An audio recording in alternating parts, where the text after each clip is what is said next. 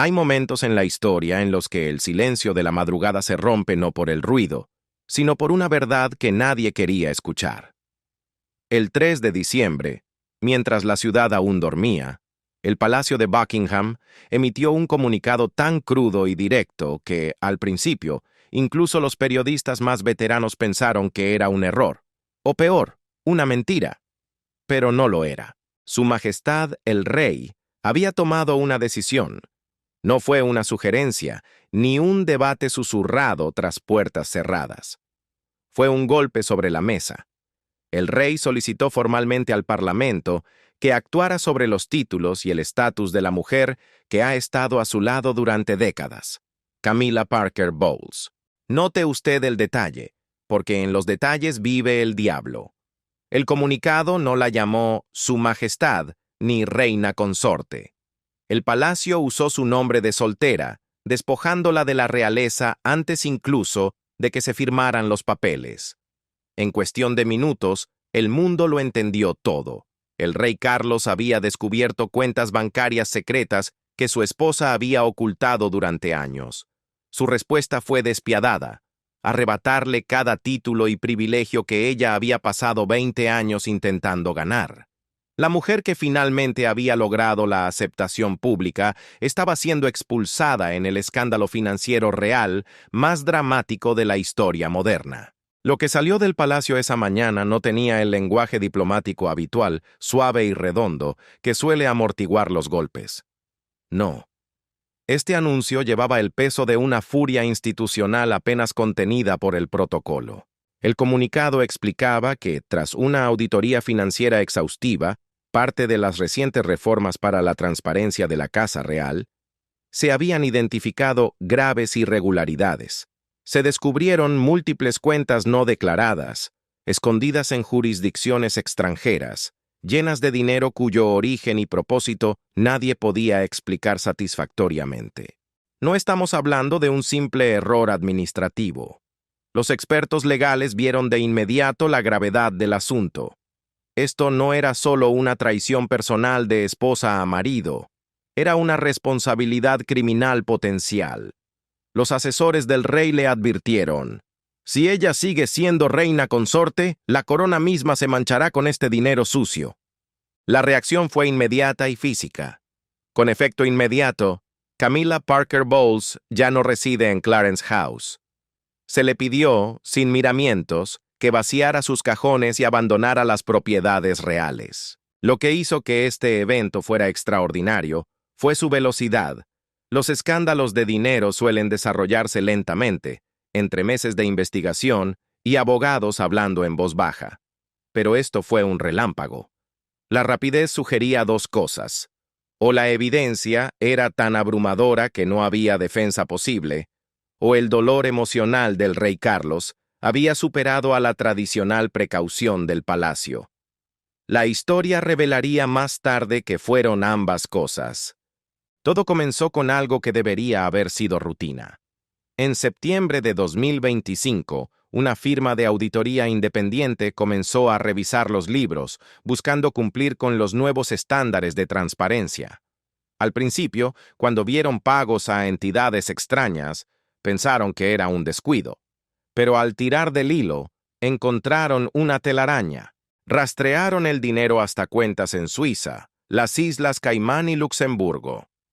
Cuentas abiertas a nombre de Camilla, algunas que databan de principios de la década de 2000, años antes de su matrimonio con Carlos. Las cifras eran asombrosas. Las estimaciones iniciales hablaban de más de 8 millones de libras, acumuladas durante 2 décadas. ¿De dónde venía ese dinero?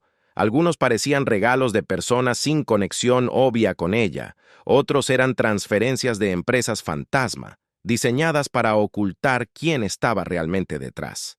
Y lo más crítico, lo imperdonable: ni un solo centavo de esto había sido revelado a los funcionarios del palacio ni al propio Carlos. Para finales de noviembre, la investigación se llevó a cabo con un secreto absoluto. Contadores forenses y expertos legales trabajaron en las sombras, tratando de entender cómo una fortuna así pudo existir bajo sus narices sin que nadie lo supiera. El momento de la verdad llegó el 28 de noviembre. Fue, según los presentes, una de las reuniones más difíciles en el reinado de Carlos. Sus asesores más cercanos entraron en la habitación, no con chismes, sino con documentos.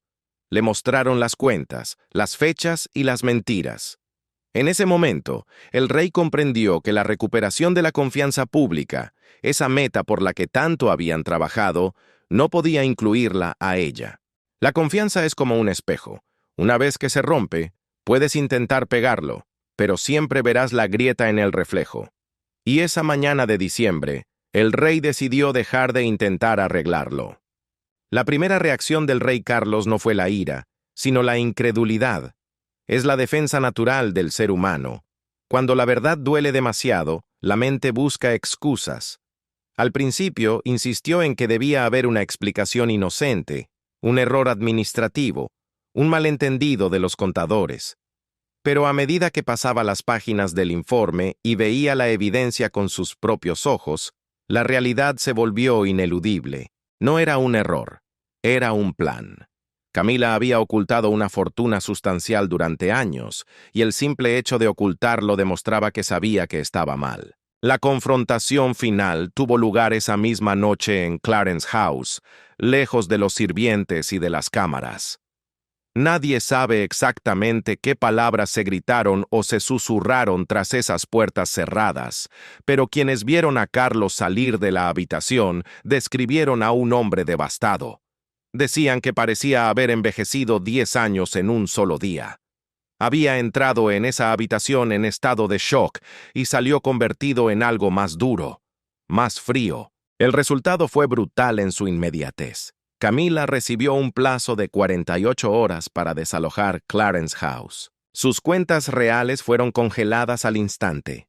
Carlos, con la voz temblorosa pero firme, ordenó a sus asesores principales que le quitaran los títulos mediante cualquier mecanismo legal que fuera el más rápido posible.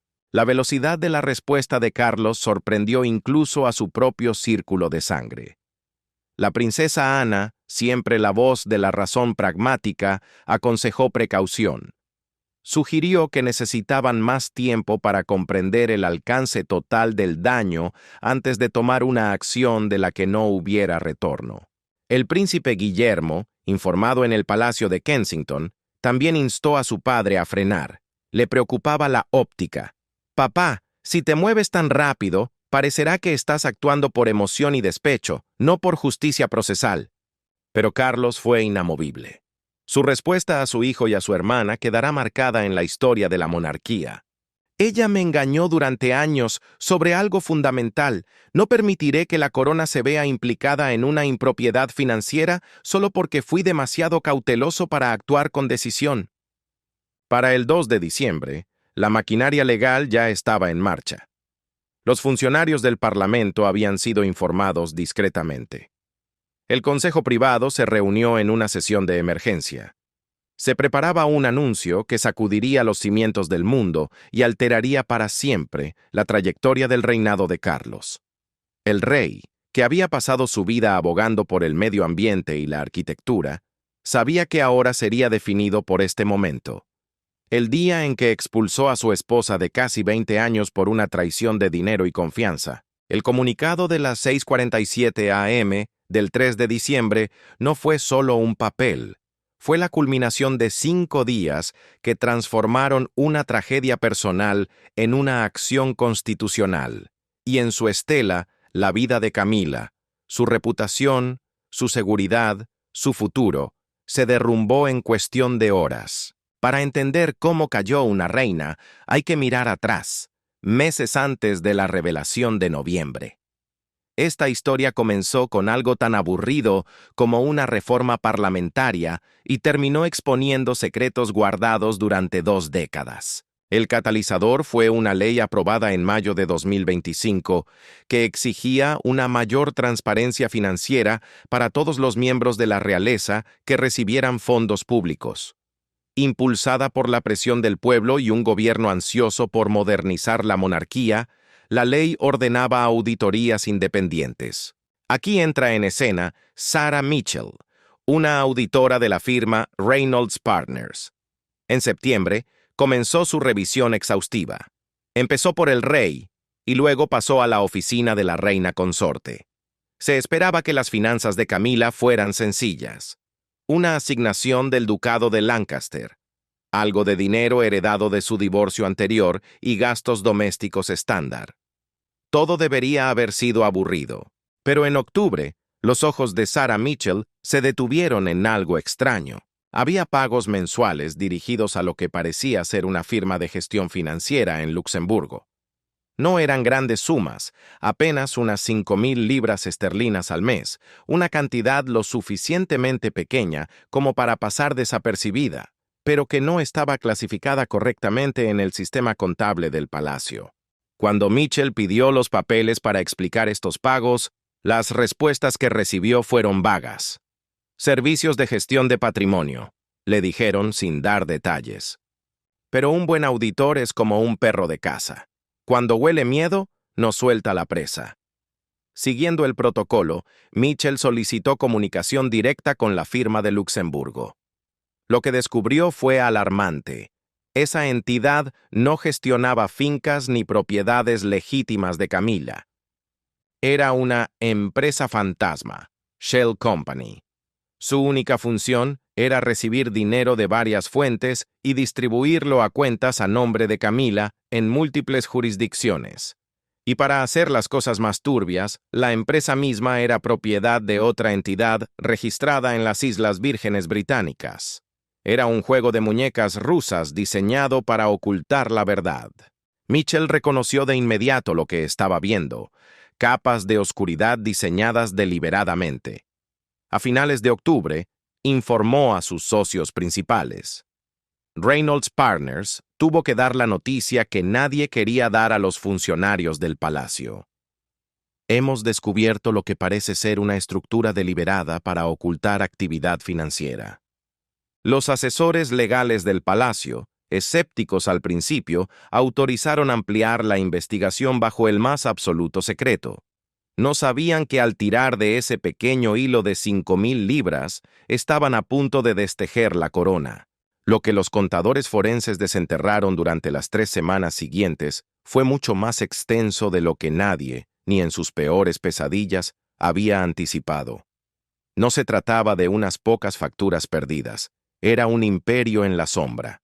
Primero cayeron las cuentas suizas. Eran 3, ocultas en bancos de Ginebra y Zúrich, abiertas entre 2003 y 2005. En su interior descansaban, en silencio, aproximadamente 3,2 millones de libras. Los historiales de transacciones contaban una historia de acumulación paciente, depósitos regulares de fuentes británicas y de otras jurisdicciones diseñadas para borrar huellas. Los retiros eran mínimos. Estas cuentas no eran para gastar, eran para atesorar. Pero lo que realmente heló la sangre de los investigadores fueron las cuentas en las Islas Caimán. Abiertas en 2007, poco después de que Camila se casara con Carlos, estas cuentas contenían más de 4 millones de libras. Aquí es donde la traición se volvió personal. El dinero provenía principalmente de transferencias basadas en el Reino Unido, pero lavadas a través de cuentas intermedias para oscurecer su origen. Lo más condenatorio no era el saldo, sino la fecha. Los depósitos habían continuado regularmente hasta el año 2024. Esto significaba que el ocultamiento no era historia antigua. Era una mentira activa y palpitante que había durado todo su tiempo como duquesa de Cornualles y como reina consorte. Y en el centro de esta telaraña estaba Luxemburgo. Las cuentas allí, con 1,3 millones de libras, funcionaban como el corazón del sistema, recolectando pagos pequeños para luego bombearlos a los paraísos fiscales de Suiza y las Caimán. La estructura sugería una planificación sofisticada, no un descuido accidental. A medida que los investigadores rastreaban el origen del dinero, surgieron patrones profundamente inquietantes. El dinero no aparecía de la nada. Parte de él parecía provenir de individuos ricos conectados con el círculo social del príncipe Andrés. Personajes controvertidos y empresas bajo investigación por irregularidades financieras. Otros depósitos se rastrearon hasta empresas que operaban en sectores donde una conexión real podría proporcionar ventajas comerciales. La implicación era devastadora: pago por acceso o tráfico de influencias. Pero lo más perturbador fueron las conexiones invisibles entre la actividad de las cuentas de Camila y las crisis financieras del príncipe Andrés. Los investigadores notaron que la llegada de dinero a las cuentas de Camila correspondía inquietantemente con los momentos en que Andrés buscaba fondos desesperadamente para cubrir gastos legales o acuerdos. Aunque no se pudo probar ninguna transferencia directa entre Andrés y Camila, la coincidencia temporal sugería una posible coordinación, una estrategia de supervivencia compartida en la oscuridad. A mediados de noviembre, la princesa Ana fue incorporada a la investigación. Conocida por su prudencia financiera y su lealtad de hierro a la institución, Ana quedó horrorizada al revisar los documentos. Ella, que inicialmente había abogado por la discreción para evitar el escándalo, cambió de opinión al instante. «Esto no es dinero escondido bajo el colchón», dijo a los investigadores con frialdad.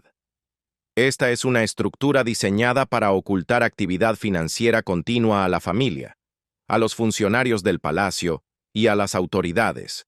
Tal nivel de planificación sugiere conciencia de culpabilidad, no un descuido inocente». Ana comprendió que proteger la institución requería una transparencia brutal, incluso si eso significaba destruir el matrimonio de su hermano.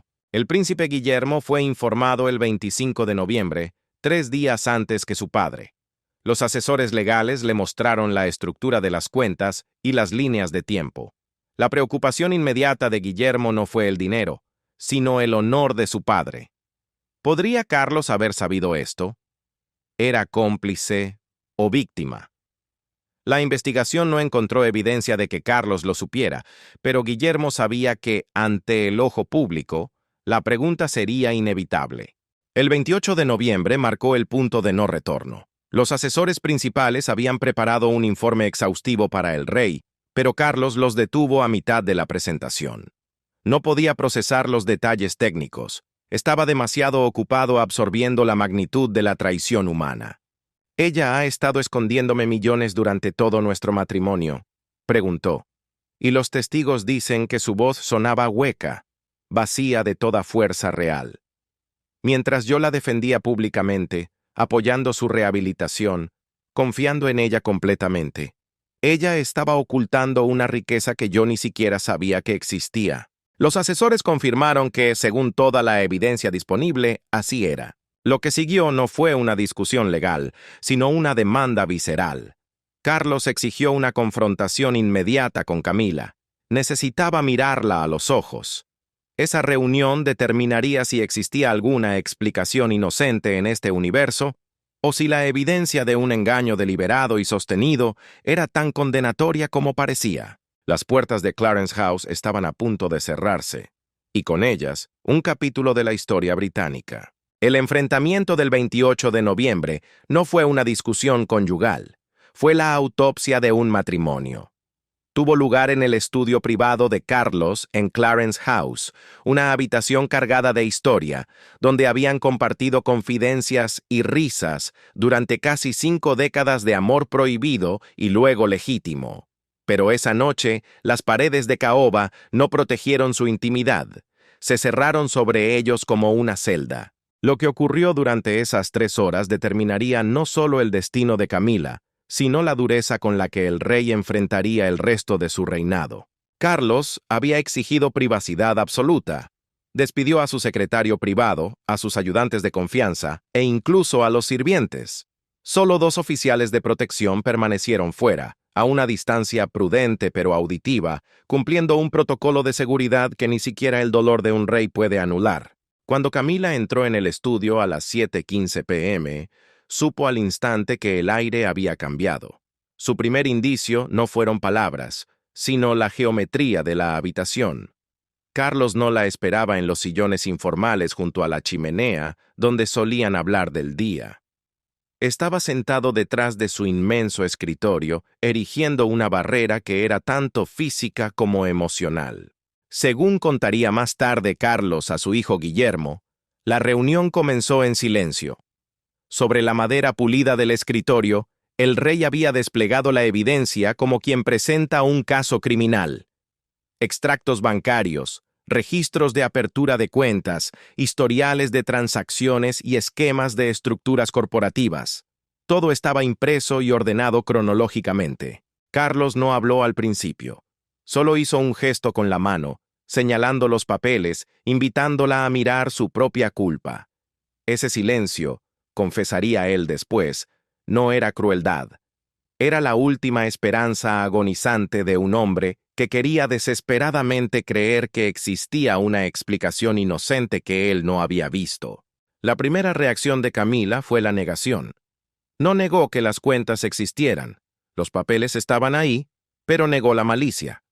Insistió en que era dinero viejo, fondos familiares anteriores a su matrimonio que había mantenido separados por discreción. Pero Carlos, con la frialdad de un fiscal, comenzó a señalar las fechas. Su dedo recorrió los documentos, mostrando transacciones activas a lo largo de todo su matrimonio, e incluso depósitos realizados cuando ella ya era reina consorte. Ante la evidencia de un engaño presente y continuo, la confianza de Camila se quebró y la defensa se volvió desesperada. El punto de quiebre llegó cuando Carlos puso sobre la mesa la conexión más peligrosa: el príncipe Andrés. ¿En qué te has metido?, preguntó Carlos. Su voz estaba controlada, pero vibraba con una tensión que estaba a punto de estallar. Porque esto no parecen ahorros, Camila. Esto parece lavado de dinero o pagos por influencia, y eso nos destruye a todos. Fue entonces cuando la compostura de Camila se rompió. En un intento por salvarse, ofreció una explicación que terminó siendo su condena. Insistió en que lo había hecho para proteger a la familia. Según ella, el príncipe Andrés había acudido a ella años atrás, desesperado por sus propios problemas financieros. Ella afirmó que las cuentas eran una forma de ayudarlo a mover fondos y pagar deudas sin involucrar oficialmente a Carlos, evitando que el rey tuviera que elegir entre su hermano y la corrección política. Si era verdad, Camila era cómplice de esquemas financieros ilegales para ayudar a Andrés a evadir responsabilidades. Si era mentira, estaba intentando culpar a un hombre ya caído en desgracia. De cualquier manera, confirmó el peor miedo de Carlos. La mujer en la que confiaba ciegamente estaba operando en las sombras, involucrada precisamente con el miembro de la familia cuyos escándalos más habían dañado a la monarquía. Carlos, con el corazón roto, hizo la única pregunta que le importaba como hombre, no como rey. ¿Te casaste conmigo con estas cuentas ya abiertas? ¿Me ocultaste esto desde el primer día? La respuesta de Camila, vacilante y llena de matices, fue un sí efectivo. Admitió que algunas cuentas eran previas y otras posteriores, pero que nunca se lo dijo porque sabía que él la habría obligado a cerrarlas. Esa justificación enfureció a Carlos más que el dinero mismo. Fue el momento en que la tristeza se convirtió en ira volcánica. «Me hiciste cómplice de tu engaño», gritó Carlos, alzando la voz por primera vez en la noche. «Cada vez que te defendí públicamente, cada vez que luché por tu rehabilitación, cada vez que le pedí al pueblo británico que confiara en ti, yo estaba avalando a alguien que me mentía sobre los aspectos más fundamentales de su vida. ¿Entiendes lo que le has hecho a mi credibilidad? ¿A la institución?» Camila intentó argumentar que las cantidades no eran enormes para los estándares reales, que no era dinero público, que solo quería ayudar a la familia. Pero Carlos cortó esas racionalizaciones con una precisión devastadora. La cantidad no importa. Que no sea dinero de los impuestos no importa.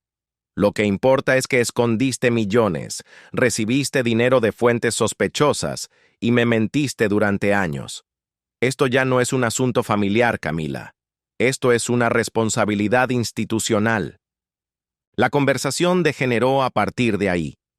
Los oficiales de protección fuera de la puerta escucharon cómo las voces se elevaban, convirtiéndose en una tormenta de recriminaciones y estallidos emocionales donde las palabras exactas se perdían, pero el sonido de algo rompiéndose para siempre era inconfundible.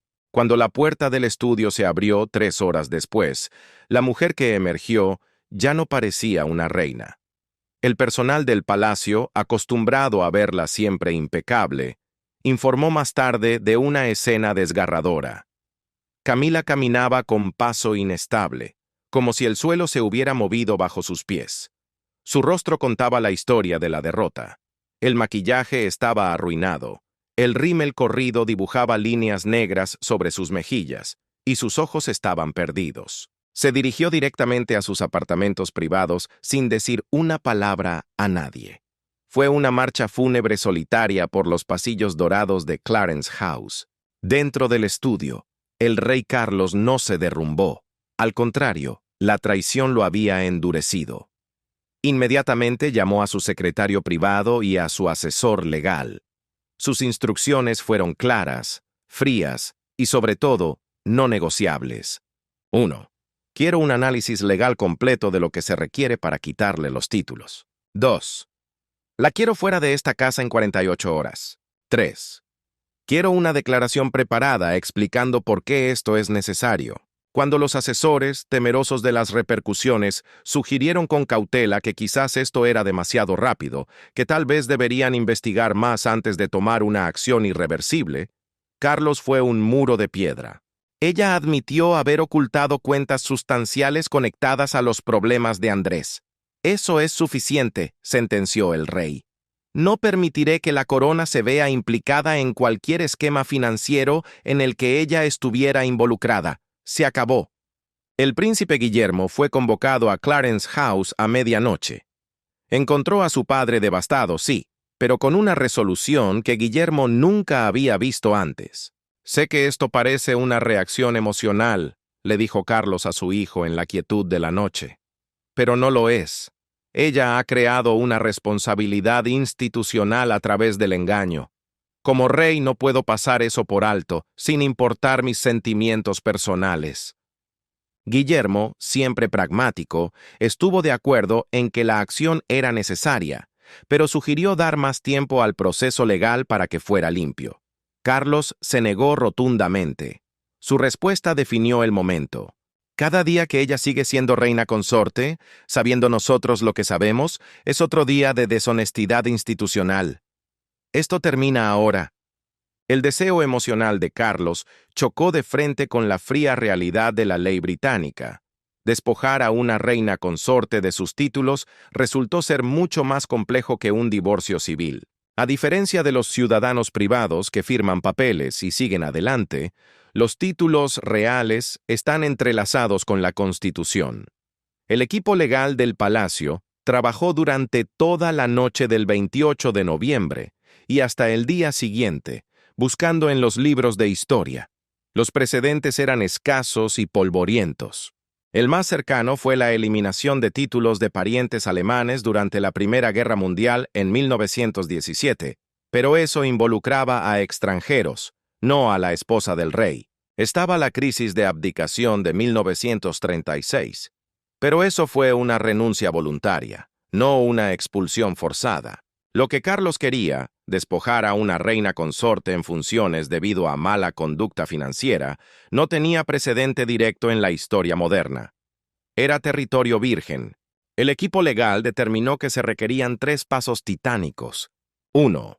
El rey debía solicitar formalmente al Parlamento que actuara a través del ministro del Interior. 2. El Consejo Privado debía asesorar sobre la corrección constitucional de tal acción. 3. El Parlamento probablemente necesitaría aprobar una legislación específica para autorizar la eliminación de los títulos otorgados por cartas patentes en el matrimonio. En circunstancias normales, esto tomaría meses. Pero Carlos no estaba interesado en tiempos normales. Ordenó invocar procedimientos de emergencia. Su argumento era simple pero letal: mantener el título de Camilla mientras las investigaciones avanzaban convertía a la corona en cómplice del delito. La sesión de emergencia del Consejo Privado se convocó el 30 de noviembre en el Palacio de Buckingham.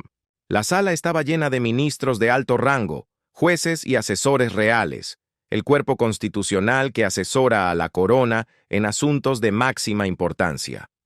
La reunión no tenía precedentes en los tiempos modernos, ni por su velocidad ni por su tema. Los abogados del palacio presentaron la evidencia: las cuentas no reveladas, los montos millonarios, las fuentes turbias de los fondos y, lo más importante, la admisión de ocultamiento deliberado por parte de Camila. El argumento legal fue directo. La continuación del título de reina consorte bajo estas circunstancias crea una responsabilidad institucional y socava la confianza pública en la probidad financiera de la monarquía. La deliberación duró horas. Varios miembros expresaron su preocupación. Temían el precedente que se estaba sentando y la óptica de un rey que esencialmente se divorciaba de su esposa utilizando mecanismos institucionales en lugar de personales. ¿Era esto un abuso de poder? Pero al final, el peso constitucional de la posición del rey prevaleció. El Consejo Privado aconsejó que la acción parlamentaria para eliminar los títulos sería constitucionalmente adecuada, dadas las circunstancias. Simultáneamente, los funcionarios del gobierno habían sido informados. El primer ministro, tras consultas urgentes con ministros de alto nivel y el líder de la oposición, tomó una decisión histórica. Acordó introducir una legislación de emergencia.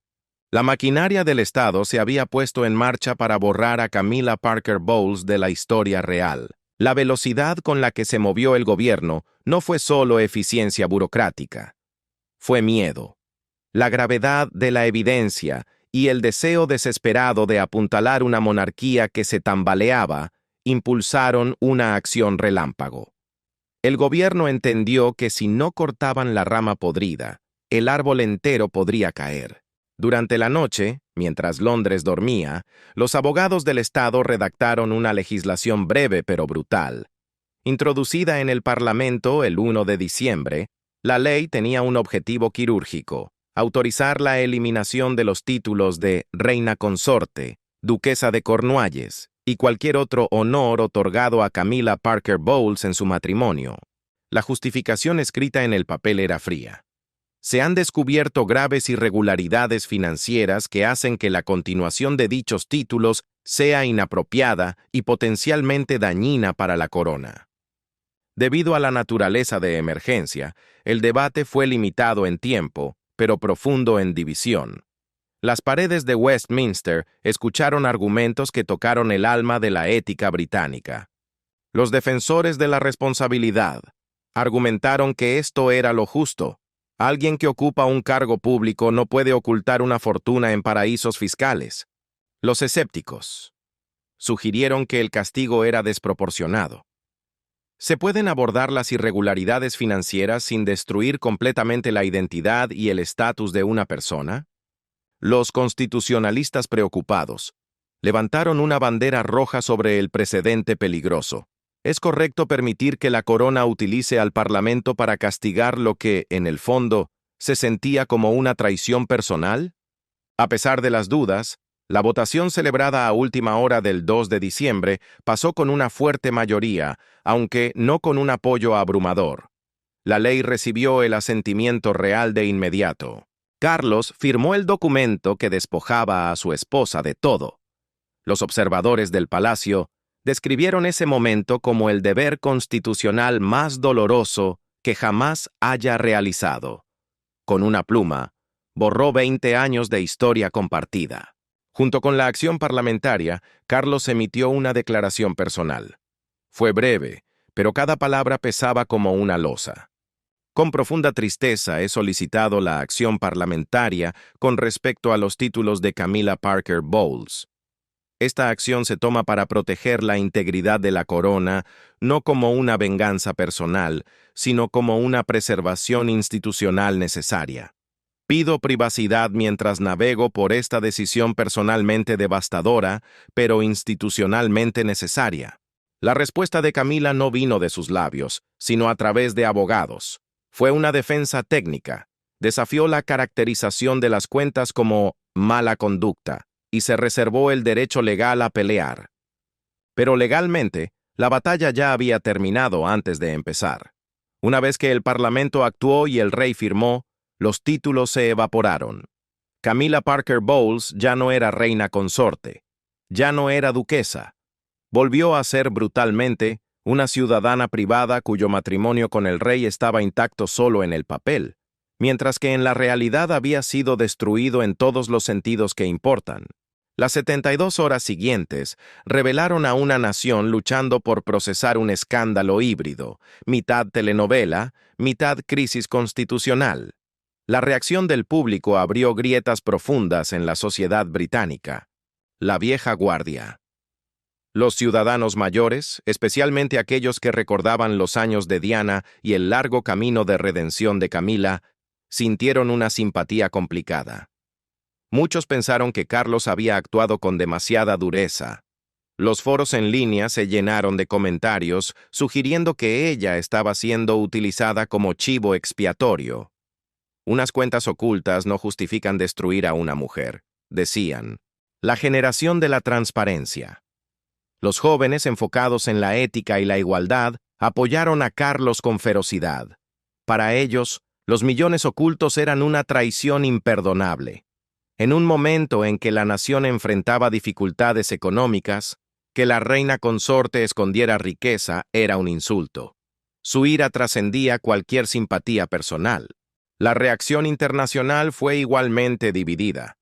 Los medios estadounidenses, que nunca perdonaron del todo a Camila por el fantasma de Diana, enmarcaron el escándalo como una vindicación.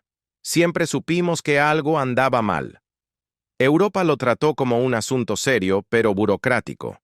La Commonwealth miraba con nerviosismo, preocupada de que la inestabilidad en el corazón de la monarquía pudiera afectar sus propios acuerdos constitucionales. Lejos de terminar con la eliminación del título, la investigación financiera se intensificó.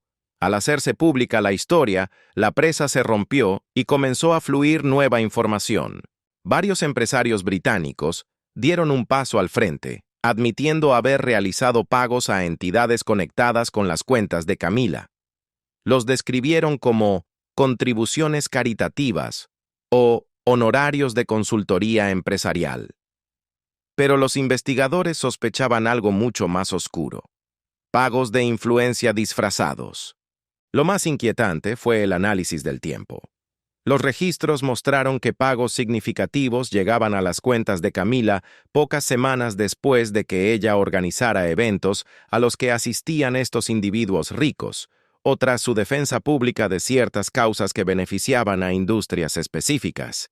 La pregunta que ahora flotaba en el aire ya no era solo sobre dinero escondido, sino sobre corrupción. ¿Se había estado vendiendo el acceso al trono?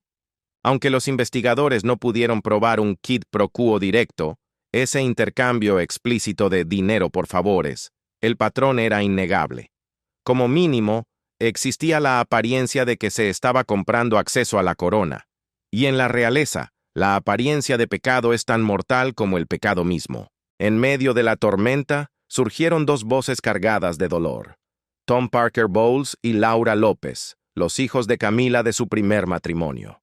Lanzaron una defensa pública vigorosa, desesperada por salvar el honor de su madre. En un comunicado conjunto que resumaba angustia filial, insistieron en una narrativa diferente. Nuestra madre solo intentaba ayudar al príncipe Andrés a navegar situaciones financieras imposibles. Argumentaron que el ocultamiento no nacía de la malicia, sino del amor. Ella quería proteger a Carlos, evitar que él tuviera que mancharse las manos con los rescates financieros de su hermano.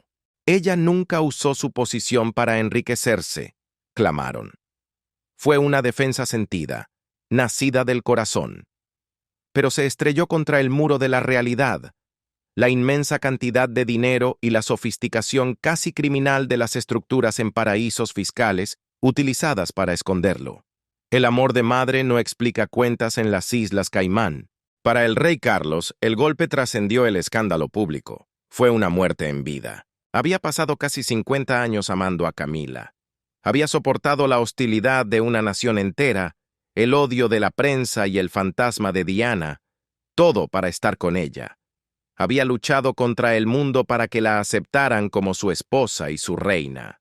Descubrir que durante todo ese tiempo, ella le ocultaba secretos financieros conectados precisamente con el miembro más problemático de la familia, Andrés, se sintió como una traición absoluta. No era solo dinero, era una cuestión de identidad. Carlos se preguntó con un terror frío, ¿alguna vez conocí realmente a mi esposa? Quienes rodean al rey informaron que envejeció visiblemente en cuestión de días. Cumplía sus deberes con una precisión mecánica, como un reloj al que se le ha olvidado dar cuerda al alma. Incapaz de permanecer en Clarence House, donde cada rincón olía a ella y a sus recuerdos compartidos, Carlos se mudó. Se refugió en los apartamentos del Palacio de Buckingham, un lugar que siempre había evitado por considerarlo demasiado formal, frío y solitario. Ahora, esa frialdad era la única compañera que podía soportar. La posición del príncipe Guillermo era un campo minado. Públicamente apoyó la decisión de su padre como una necesidad institucional, pero en privado luchaba con el miedo. Si un rey puede despojar de sus títulos a una reina consorte por mala conducta financiera, ¿qué mensaje envía eso sobre la monarquía? ¿Es algún título realmente seguro? ¿Son las posiciones ganadas tras décadas de servicio tan frágiles como el papel en el que se escriben? Mientras tanto, Catherine se encontró empujada al centro del escenario mucho antes de lo esperado. Con Camila borrada de la foto, ella se convirtió en la mujer de mayor rango en la realeza. Asumió patrocinios y responsabilidades para los que pensaba tener años de preparación. Los amigos la describieron a la altura del desafío, fuerte y digna, pero preocupada en silencio por el costo humano que el escándalo estaba cobrando a Carlos y a la familia. Las preguntas constitucionales quedaron flotando en el aire como una niebla tóxica. El Parlamento había actuado, sí, pero lo hizo a petición del rey contra su propia esposa. Esto creó un precedente inquietante. Un monarca utilizando eficazmente el poder parlamentario para castigar traiciones personales, disfrazándolas de necesidad institucional. Los eruditos debatieron acaloradamente. ¿Fue esto una cooperación adecuada entre la corona y el Parlamento? ¿O un precedente peligroso que podría ser abusado en el futuro? Aunque las investigaciones absolvieron al rey de conocimiento previo, algunos comentaristas sugirieron que resultaba difícil de creer que Camila hubiera manejado un ocultamiento tan extenso durante décadas sin ninguna señal de advertencia. La sombra de la ceguera voluntaria, la idea de que Carlos ignoró las sospechas para evitar verdades incómodas, persistió, manchando ligeramente su manto de rectitud. A medida que avanzaba diciembre, el escándalo no daba señales de desvanecerse.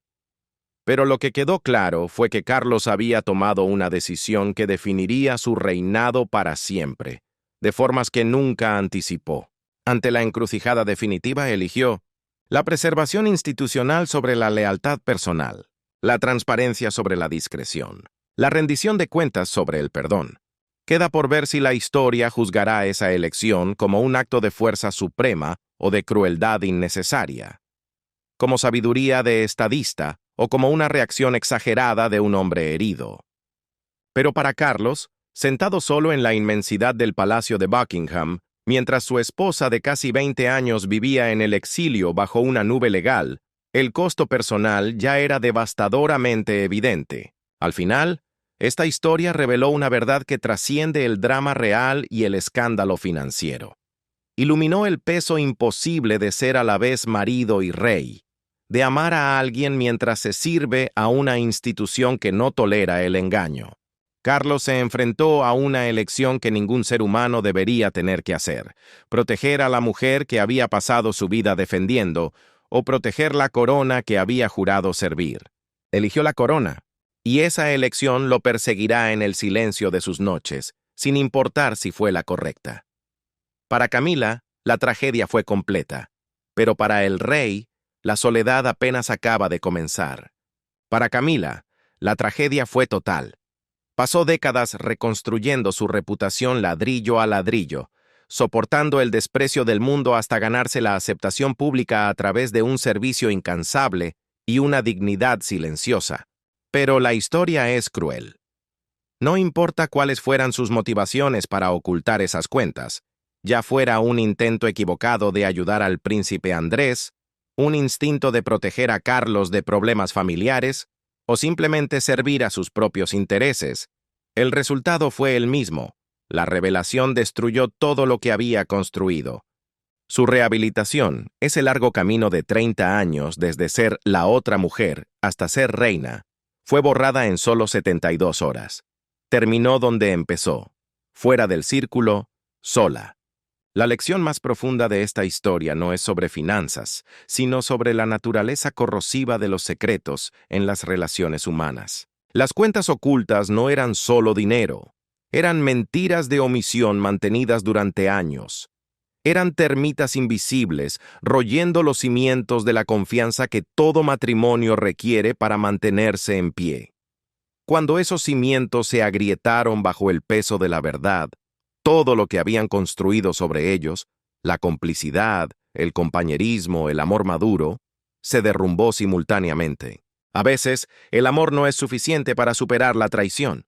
A veces, el deber exige elecciones que nos rompen el corazón. Y a veces, el precio terrible de llevar una corona es descubrir que la persona en la que más confiabas, la persona que dormía a tu lado cada noche, te había estado mintiendo sobre quién era realmente todo el tiempo. Gracias por seguir esta historia hasta el final. Al cerrar este capítulo, la verdad más triste no es que las personas poderosas tengan secretos, sino que esos secretos, inevitablemente, siempre salen a la superficie. Son como el agua, siempre encuentran una grieta por donde escapar. Y cuando lo hacen, no solo destruyen reputaciones o títulos, destruyen las conexiones humanas que creíamos inquebrantables. Carlos salvó la corona, pero perdió al amor de su vida. Y en ese palacio vacío, rodeado de oro y silencio, quizás se pregunte si la victoria valió la pena. Victoria valió la pena. Victoria valió la pena. Victoria valió la pena. Victoria valió la pena. Victoria valió